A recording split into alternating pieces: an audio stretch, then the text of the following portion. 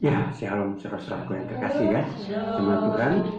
Ya, hari ini kita bersama-sama ada di hadirat Tuhan, dan tentunya kita dengan penuh kerinduan untuk mendengarkan firman-Nya. Mari kita membaca dari kitab 2 Korintus, surat 2 Korintus pasal yang kelima, ayat yang ke-20, satu ayat saja. 2 Korintus pasal 5 ayat 20. Bunyi firman Tuhan demikian. Jadi kami ini adalah utusan Kristus. Seakan-akan Allah menasihati kamu dengan perantaraan kami. Dalam nama Kristus kami minta kepadamu, berilah dirimu didamaikan dengan Allah. Ya, satu ayat saja ya. Kita sama-sama sudah membaca ayat ini, dan biar kita bisa mengingat ayat ini sebagai ayat yang memberikan kita dasar kehidupan iman kita. Nah, jadi kita setelah melihat ayat ini, kita akan dibawa kepada satu tema, yaitu berdamai dengan Allah. Ya, Alkitab mencatat peristiwa-peristiwa perdamaian itu sangat jelas. Ya, perdamaian itu adalah idenya Tuhan. Ya, idenya Tuhan. Jadi kalau perdamaian itu muncul di hati Tuhan, itu berarti bahwa Tuhan mau menyelamatkan umat manusia dari penghukuman. Ya, itu perdamaian. Ya, saudara, jadi yang kita lihat di dalam Alkitab kita dan iman kita kepada Yesus Kristus, bahwa berdamai dengan Allah itu adalah sebuah momentum atau peristiwa, ya, peristiwa yang sangat indah.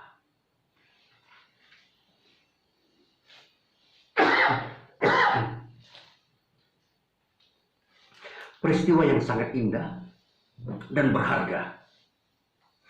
Jadi momentum atau peristiwa inilah yang sedang dinanti-nantikan oleh manusia. Jadi peristiwa berdamai dengan Allah itu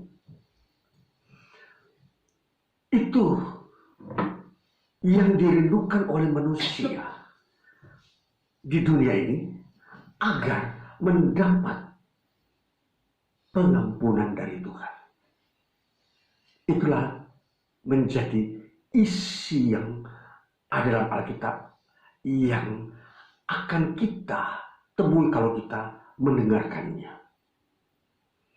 Jadi berita berdamai dengan Allah itu adalah berita yang ada di dalam Alkitab.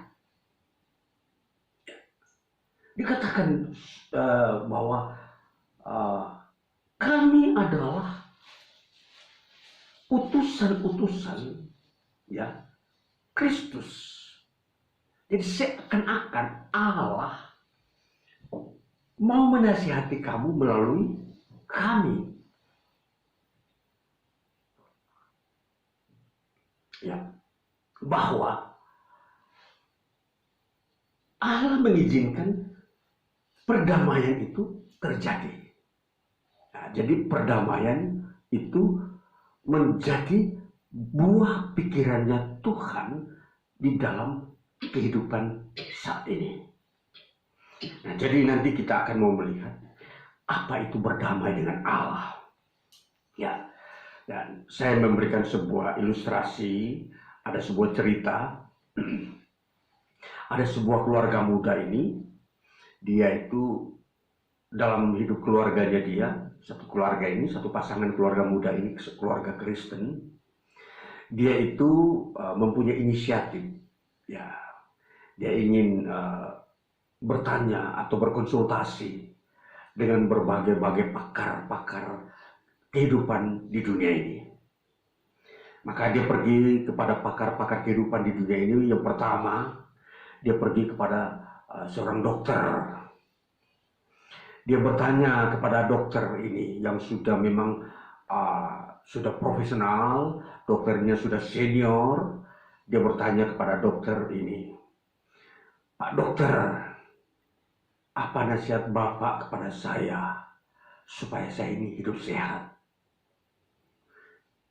Itulah, dia berkonsultasi dengan seorang dokter profesional yang sudah senior, sudah makan garam, sudah mengerti seluk-beluk ilmu kesehatan. Karena dia keluarga muda yang masih baru, dia ingin menimba ilmu dari mereka yang sudah senior. Ingin mendapatkan nasihat-nasihat dari para senior-senior kehidupan di dunia ini. Maka jawablah si dokter ini kepada keluarga muda ini, "Engkau harus makan yang cukup, minum yang cukup, istirahat yang cukup." Hanya itu. Simple, sederhana. Tetapi memang itulah, menurut profesor ini, itulah kunci kesehatan manusia. Kalau kamu makan berlebihan bisa sakit. Kalau kamu kurang makan juga bisa sakit. Ya, itu konsepnya. Lalu dia mulai paham. Dia juga melakukannya. Oh, kalau begitu untuk sehat hanya butuh makan yang cukup, minum yang cukup, istirahat yang cukup. Ya, itu menurut dokter ini. Ya, tentunya semua orang mendengar nasihat dokter ini akan merasa berbahagia karena begitu sederhana. Untuk hidup sehat sederhana. Jadi dia memberikan pola hidup yang memang gampang, yang tidak rumit. Jadi makan yang cukup, apa itu artinya? Berarti memang standarnya cukup. Minum dan istirahat. Ya, dia menemukan sebuah ide agar dia tetap sehat di dalam sepanjang hidupnya, di dalam bersama keluarganya. Kemudian dia melanjutkan pertanyaan yang kedua. Dia mencari pakar-pakar yang lain, pakar kehidupan yang lain. Dia mencari salah seorang konselor Kristen. Seorang konselor Kristen ini bekerja di dalam membimbing orang-orang Kristen yang bermasalah supaya keluar dari masalah. Nah, konselor Kristen dia datangi, yang sudah senior, dia bertanya kepada konselor Kristen ini, "Bapak, kira-kira pandangan Bapak yang paling cocok untuk saya sebagai keluarga muda agar kami tetap sehat dalam keluarga, apa kira-kira nasihat Bapak kepada saya?" Tentunya karena dia meminta nasihat ini, si konselor yang sudah terbiasa memberi nasihat, dia berkata kepada keluarga muda ini, "Hendaklah kamu selalu sehati sepikir dengan pasanganmu." Itu saja, satu jawaban. Dia tidak memakai penjelasan yang lain. Dia memberikan satu jawaban poin yang memang mudah. Dan memang itu di situ kuncinya, tidak ada muluk-muluk yang lain. Hendaklah kamu sehati sepikir dengan sesama dengan pasanganmu, baik dengan suamimu atau dengan istrimu. Sehati sepikir. Lalu berpikirlah dia betapa hidup ini memang sederhana. Orang-orang yang sudah senior mulai memahami bahwa sebenarnya ada yang sederhana saja dalam kehidupan manusia. Untuk supaya keluarga itu tentram, saling memperhatikan, sehati sepikir. Lalu dia semakin kuat, dia merasa akan sukses dalam hidupnya di dunia ini. Dia tidak akan sakit-sakitan, dan di dalam rumah tangga dia tetap memiliki keharmonisan. Tapi satu yang dia masih kurang, dia berpikir, saya membutuhkan pengetahuan tentang surga. Ya, dia mulai datang ke pendeta. Bapak pendeta, tolong nasihati saya. Bagaimana supaya saya itu bisa masuk surga? Sebab saya sudah pergi ke pakar-pakar kehidupan di dunia ini. Pada dokter, dia berkata, kamu supaya sehat begini. Seperti yang sudah dijelaskan. Maka pendeta itu mendengarkan apa yang dijelaskan. Pendeta mulai melihat apa yang dibutuhkan oleh keluarga muda ini. Lalu berkatalah pendeta ini kepada keluarga muda ini, ya, kerajaan Allah pun sederhana. Kalau di dunia ini sederhana, kerajaan surga pun sederhana. Apa itu? Berdamailah dengan Allah. Selesai. Lalu pemuda atau keluarga muda Kristen ini merasa bangga, lengkaplah pengetahuan dia, kehidupan dia, baik di bumi maupun nanti di surga.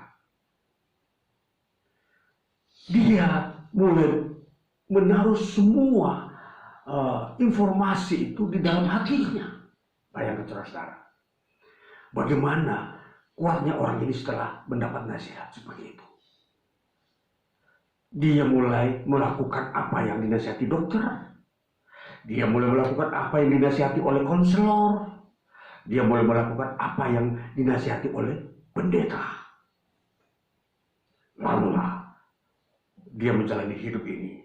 Dia melihat semua seperti dia sudah berada di surga. Padahal dia masih di bumi.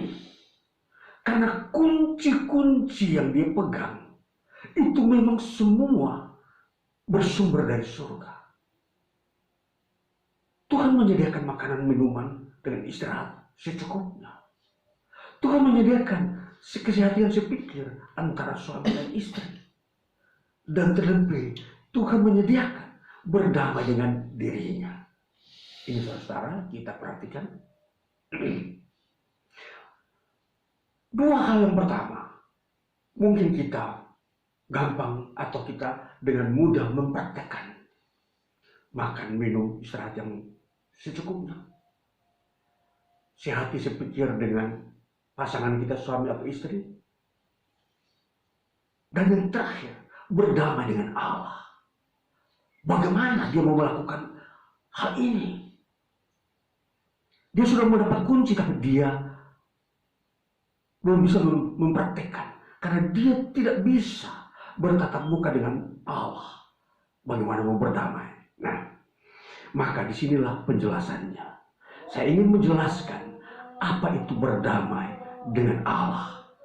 Nah, saudaraku yang terkasih, tema yang kita bahas hari ini, berdamai dengan Allah. Ini sesuatu yang sangat-sangat sederhana dan yang memang begitu penting bagi kehidupan kita.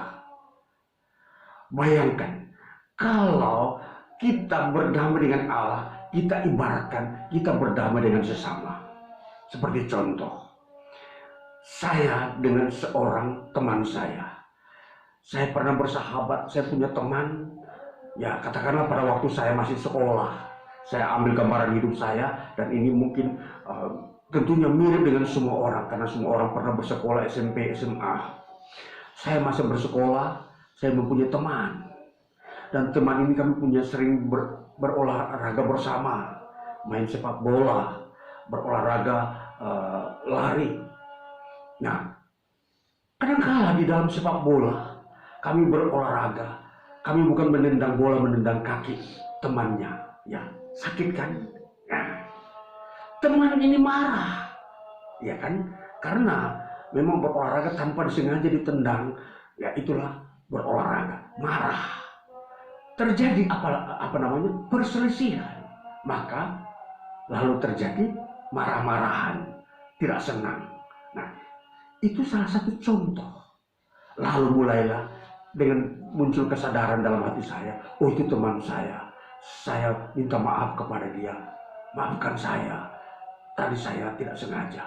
Lalu redalah kemarahannya. maka terjadilah apa? Perdamaian. Itulah ilustrasi, saudara.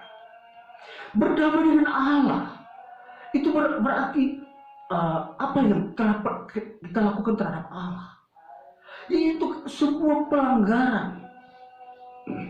Kita melanggar apa yang Tuhan sudah tetapkan. Tuhan perintahkan, katakanlah, jangan kamu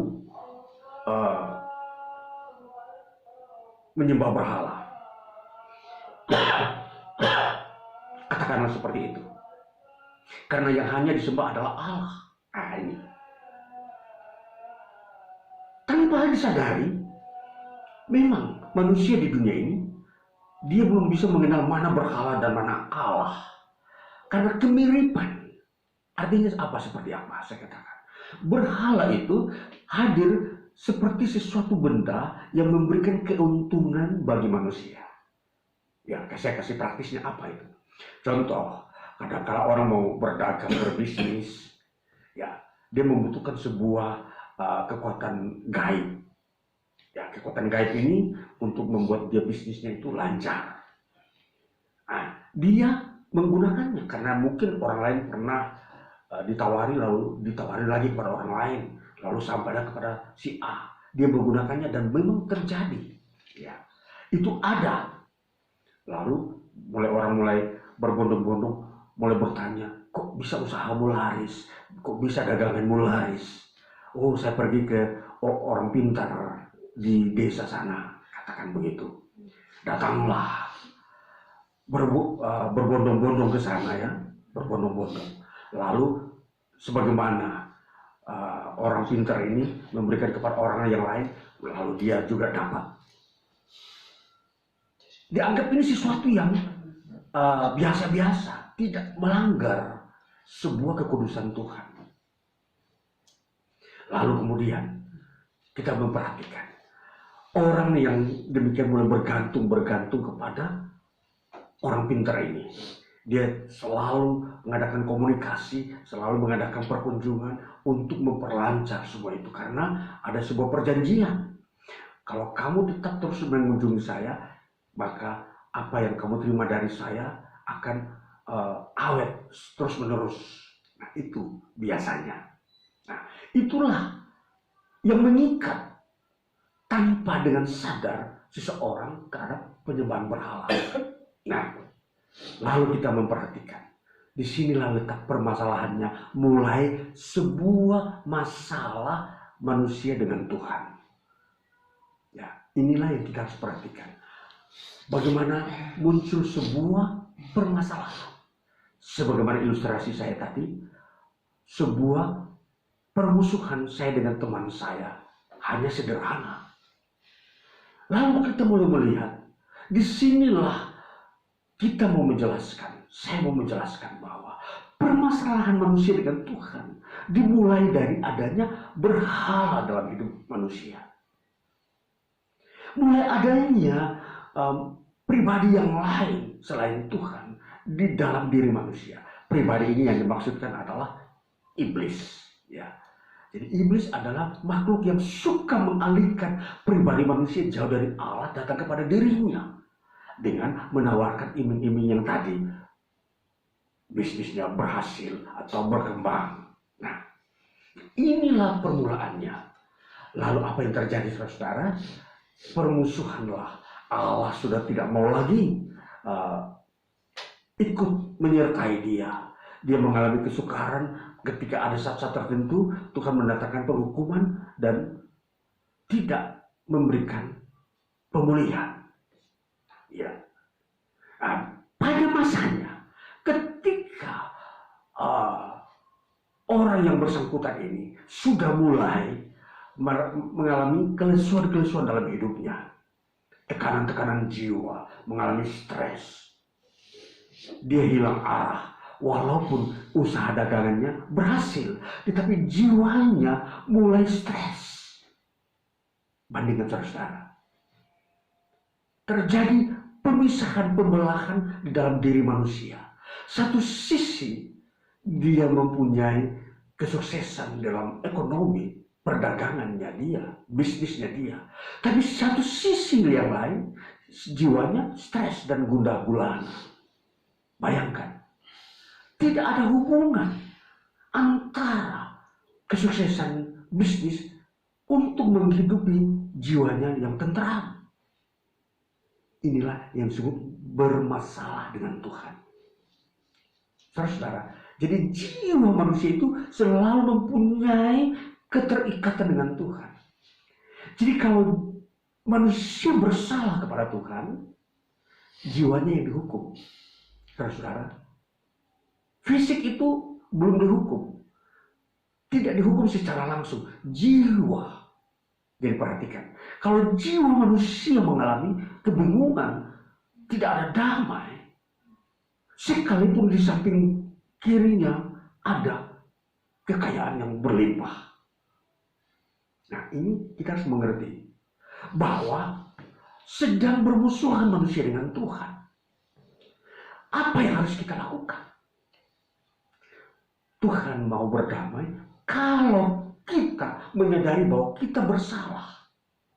Nah, Tuhan sudah memang siap mau memberikan damai. Tuhan selalu mau menyediakan pengampunan kalau kita mau meninggalkan kesalahan kita. Contoh yang tadi, kesalahan kebiasaan pergi ke orang pintar atau dukun itu ditinggalkan. Barulah berdamai dengan Allah itu bisa terjadi. Nah, jadi inilah resepnya dari pendeta, menjelaskan bagaimana berdamai dengan Allah. Tadi dokter sudah menjelaskan bagaimana sehat, gampang dilakukan. Si konselor Kristen sudah memberi nasihat bagaimana supaya keluarga harmonis, gampang dilakukan.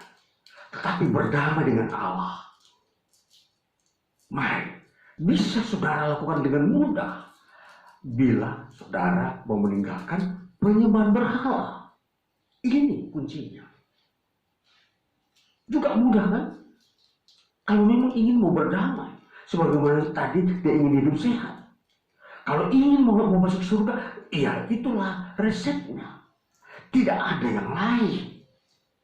Biar ada orang berpikir begini, oh kalau masuk surga itu banyak berdoa katanya. Katakanlah mungkin dia bilang begitu. Dia berdoa satu hari katakan mungkin 1 jam. Lalu seminggu dia berdoa 3 kali, barangkali begitu. Masing-masing orang punya penerapannya berdoa ya. Tetapi hidupnya tetap memegang berhala. Tidak mau ditinggalkan. Tidak terlaksana resep itu.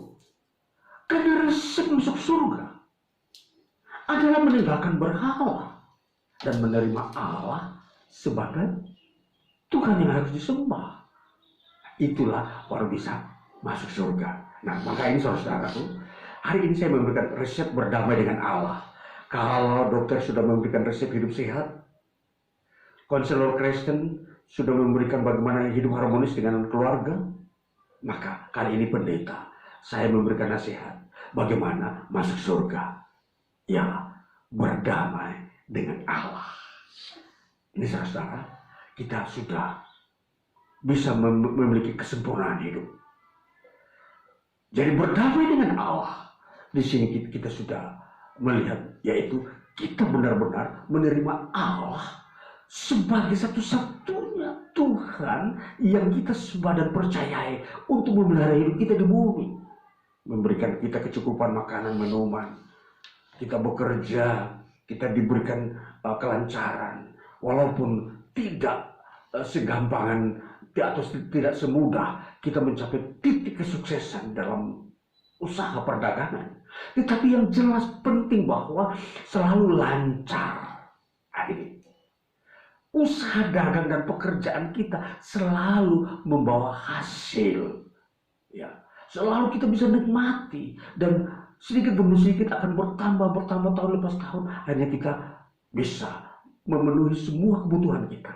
Baik mungkin kita membutuhkan fasilitas apa, rumah, baju, membeli makanan, juga kendaraan.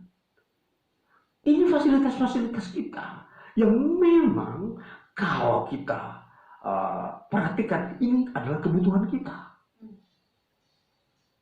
Maka kebutuhan inilah yang akan kita bisa dapatkan ketika kita meminta dari Tuhan saja satu-satunya.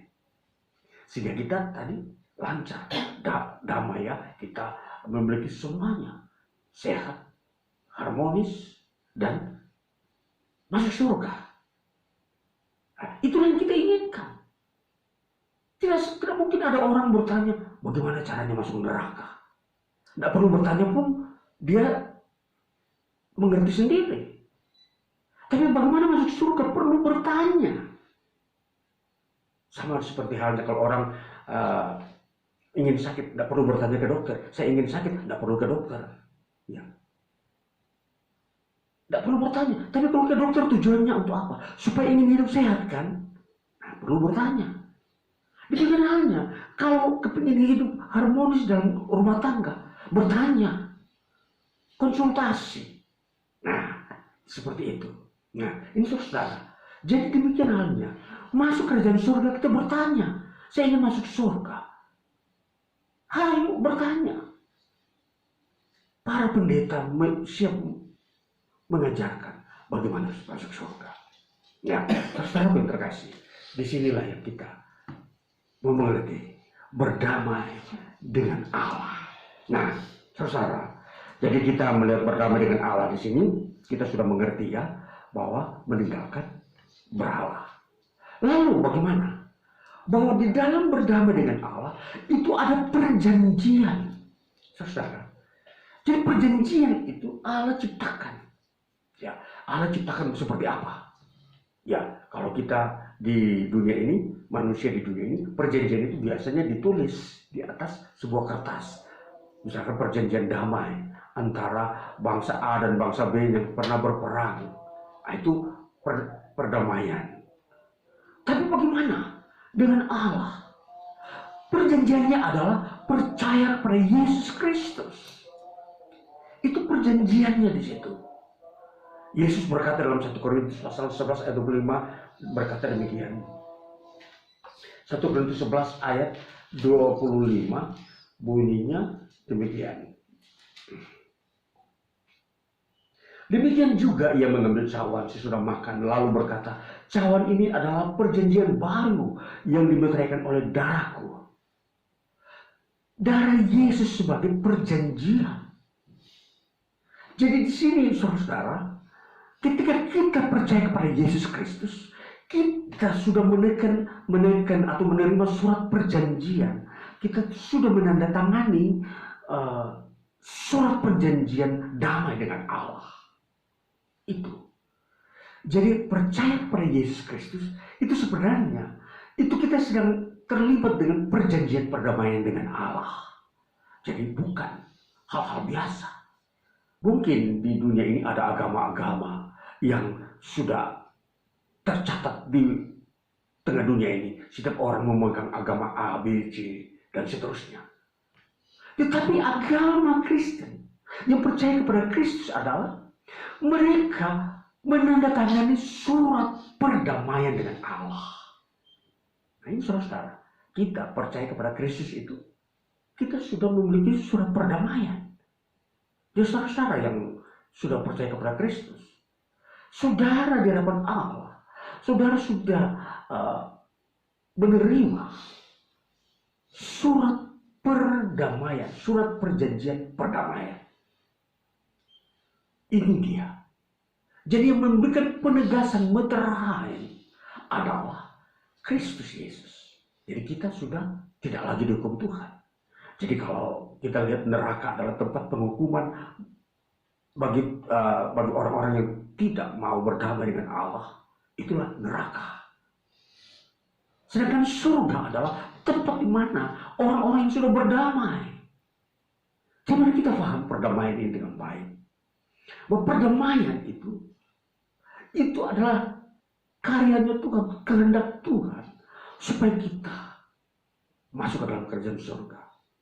Maka percayalah Yesus Kristus, terimalah Dia sebagai Tuhan bagi dirimu. Maka kau tidak akan dihukum oleh Allah di dalam api kekekalan. Karena sudah berdamai. Nah inilah yang dimaksudkan bahwa berdamai dengan Allah itu mempunyai fungsi supaya kita masuk ke dalam kerajaan surga. Nah, maka saudara-saudara yang terkasih, kalau kita memperhatikan berdamai dengan Allah ini, bagaimana kita menjalaninya? Hidup kita hari ini katakanlah berdamai dengan Allah. Umur saudara hari ini katakanlah umur 30. Saudara mulai berdamai dengan Allah. Umur saudara masih ada mungkin 80, 50 tahun lagi ke depan. Bagaimana menjalani perdamaian ini? Yaitu beribadah. Nah, beribadah. Tuhan sudah menyediakan hari ibadah. Hari Minggu, datanglah ke gereja, mendengar firman, menaikkan doa, lalu kemudian memuji-muji Tuhan dengan nyanyian rohani. Itulah sikap kita umatnya. Orang-orang yang sudah menerima surat perjanjian perdamaian dengan Allah. Inilah nasihat pendeta. Jadi pendeta selalu menasihati orang umat Tuhan untuk selalu beribadah agar masuk surga. Kenapa contoh? Kalau kita memperhatikannya, kalau orang tidak memperhatikan ibadah, sama halnya kalau orang tidak memperhatikan nasihat dokter, dia berhenti makan, berhenti minum, berhenti istirahat. Terjadi apa? Sakit. Karena nasihat itu harus dijalani terus-menerus sepanjang hidup di dunia ini. Jangan hanya menjalaninya hanya 5 tahun, 10 tahun. Padahal hidup masih ada 30 tahun lagi ke depan. Betapa rugi kita hanya menjalani sebuah nasihat hanya setengah perjalanan. Setengahnya lagi kita tidak menjalaninya. Betapa rugi. Sama nasihat seorang dokter, seorang pendeta. Jalanilah ibadah seumur hidupmu. Kalau ibadahmu hanya 10 tahun, padahal umurmu masih ada lagi 30 tahun, betapa rugi. Ya, jelas. Jadi beribadah itu adalah sebuah sikap untuk memelihara perjanjian damai dengan Allah. Saudara, jadi ini perjanjian damai dengan Allah. Untuk kita memeliharanya, merawatnya, kita beribadah. Kita dapat berdoa, kita dapat mendengarkan firman, kita dapat memuji Tuhan dan seterusnya, melakukan pekerjaan yang baik, melakukan perintah Tuhan. Kita ikut membangun gereja Tuhan di bumi ini dengan jalan. Bisa saja kita menyediakan dana kita, pikiran kita, agar orang lain yang mau mendengar firman Injil bisa mendengarkannya.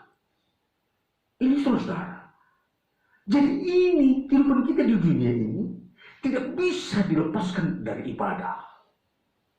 Kita harus melihat bahwa ini sangat penting.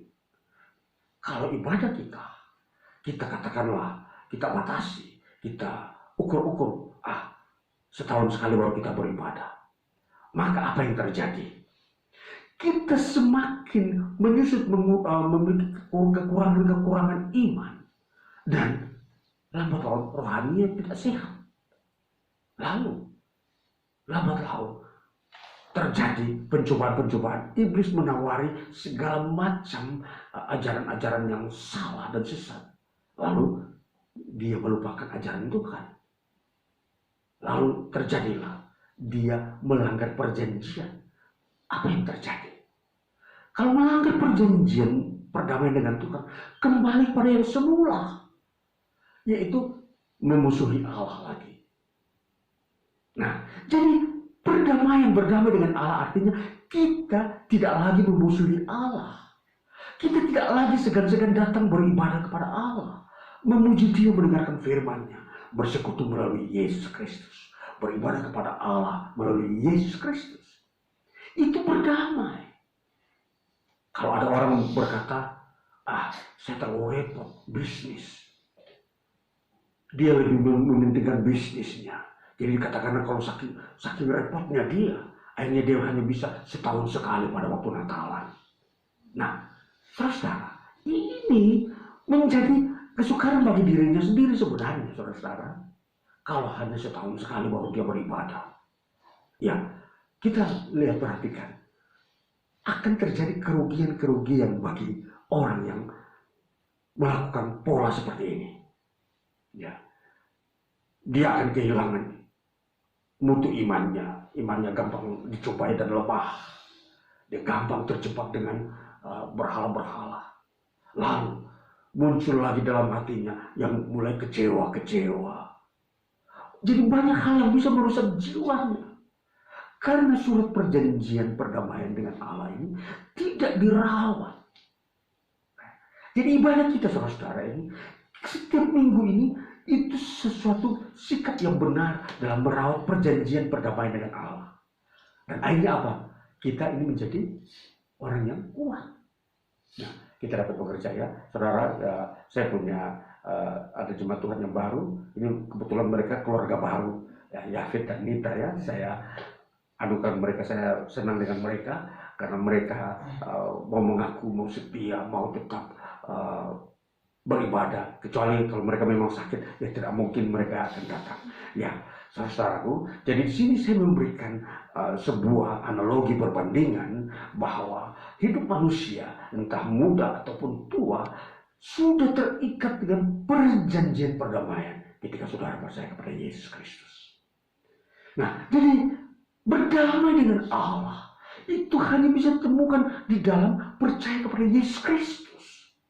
Di tempat lain kita tidak akan menemukan perdamaian. Tidak ada berita manusia didamaikan dengan Allah di luar Kristen.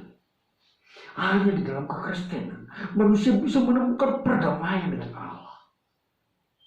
Itu dia.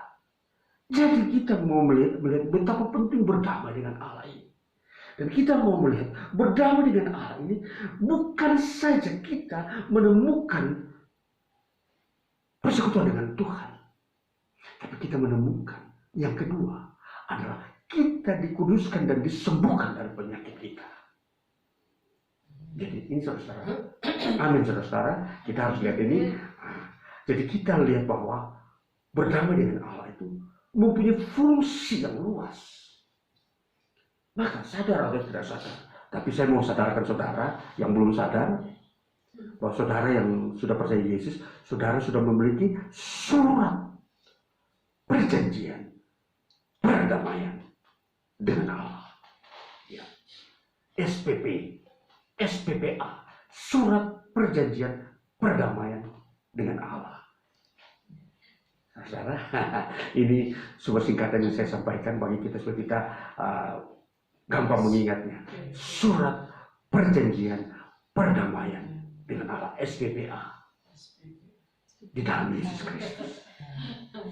Ingat ya, jadi kalau kita sudah memiliki surat itu, katakanlah kalau kita sudah punya identitas KTP, itu sama. KTP itu di hadapan negara, tapi SPPA itu di hadapan Allah.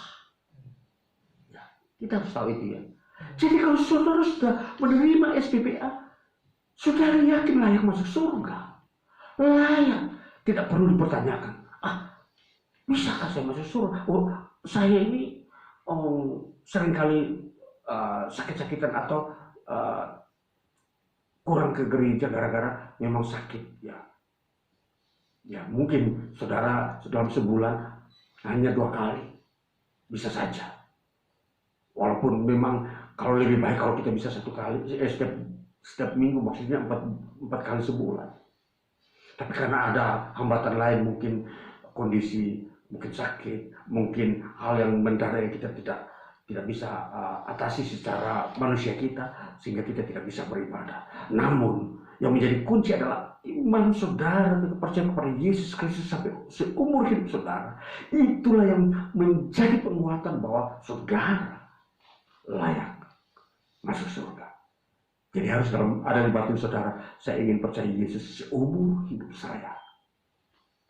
Itu harus ada. Maka SPPA itu sudah terlampir, disuguhkan, disediakan di hadapan saudara ketika saudara menghadap pengadilan Kristus.